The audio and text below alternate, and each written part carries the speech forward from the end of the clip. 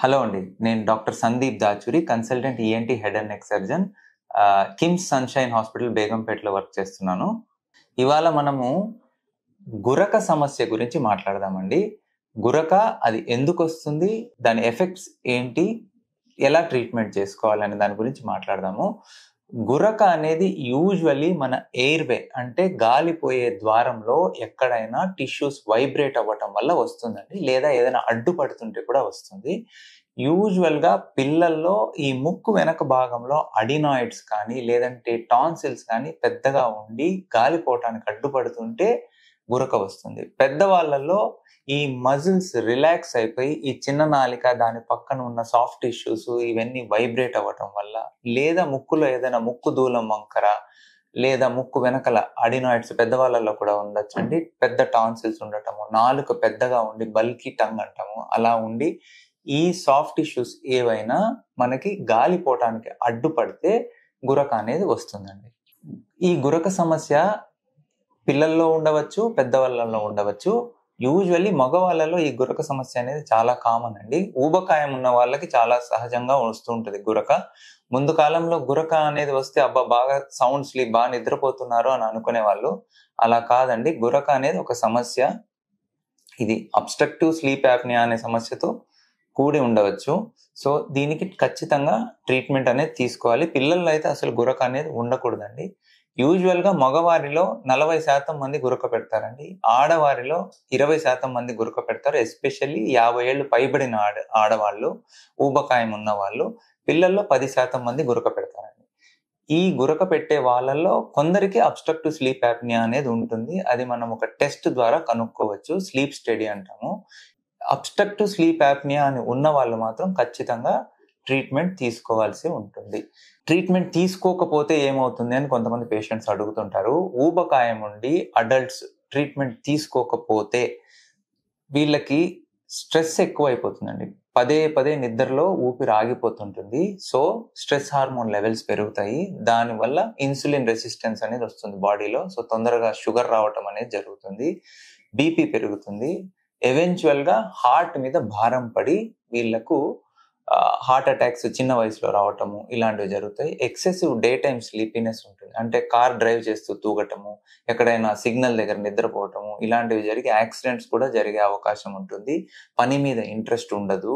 So, ఇలాంటి సమస్యలతో బాధపడుతుంటారు. రాత్రి సౌండ్ స్లీప్ ఉండదు. ఉదయాన్నే లేవంగానే గొంతంతా డ్రై అనిపించటము, నోటి ద్వారా గాలి తీసుకోవటం వల్ల సరిగ్గా నిద్ర పట్టకపోవటము, అన్‌రిఫ్రెషింగ్ స్లీప్ అలా చాలా ప్రాబ్లమ్స్ ఉంటాయండి. ఇవి అడల్ట్స్‌లో అండి.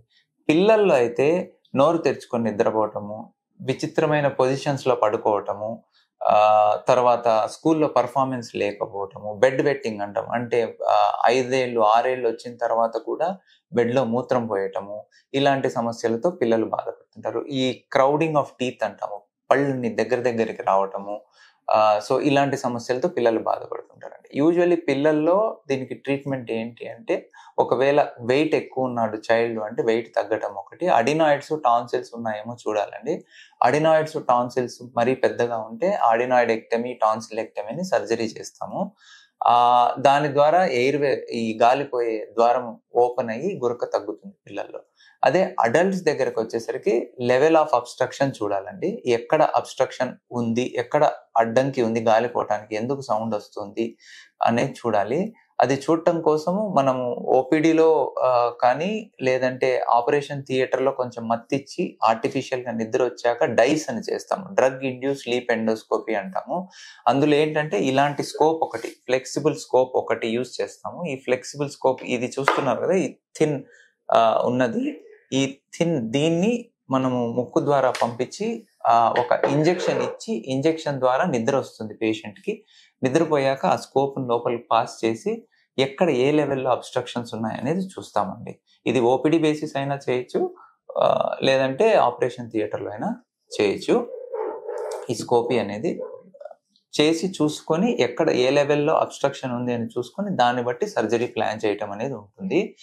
సర్జరీ మాత్రమే సొల్యూషన్, ఆ సర్జరీ లేకుండా అబ్స్ట్రక్టివ్ స్లీప్ అప్నియాకి ఇంకా వేరే ఏమన్నా వైద్యం ఉందంటే డెఫినెట్గా ఉందండి. సిప్యాప్ అని ఒక ఇన్స్ట్రుమెంట్ ఉంటుంది, కంటిన్యూస్ పాజిటివ్ ఎయిర్వే ప్రెషర్. ఇది మన వాక్యూమ్ క్లీనర్ ఉంది కదండి, దానికి ఆపోజిట్. వాక్యూమ్ క్లీనర్ ఏం చేస్తుంది, సక్ చేస్తుంది ఎయిర్ని. ఈ సిప్యాప్ అనే మిషన్ దానికి ఆపోజిట్, ఎయిర్ని పుష్ చేస్తుంది. సో ఎప్పుడైతే పేషెంట్ గాలి తీసుకోవడం ఆపేస్తారో అప్పుడు ఈ సిప్యాప్ అనే మిషన్ గాలిని పుష్ చేస్తుంది. దానివల్ల వాళ్ళు మళ్ళీ గాలి తీసుకోవటం అనేది జరుగుతుంది. ఈ సిప్యాప్ మళ్ళీ ఇప్పుడు కొత్తగా ఆటో ప్యాప్, బైప్యాప్ అని చాలా వచ్చాయి. ఈ మెడికల్ ట్రీట్మెంట్ కూడా ఉంది. అండ్ వెయిట్ రిడక్షన్ చాలా ఇంపార్టెంట్ అండి.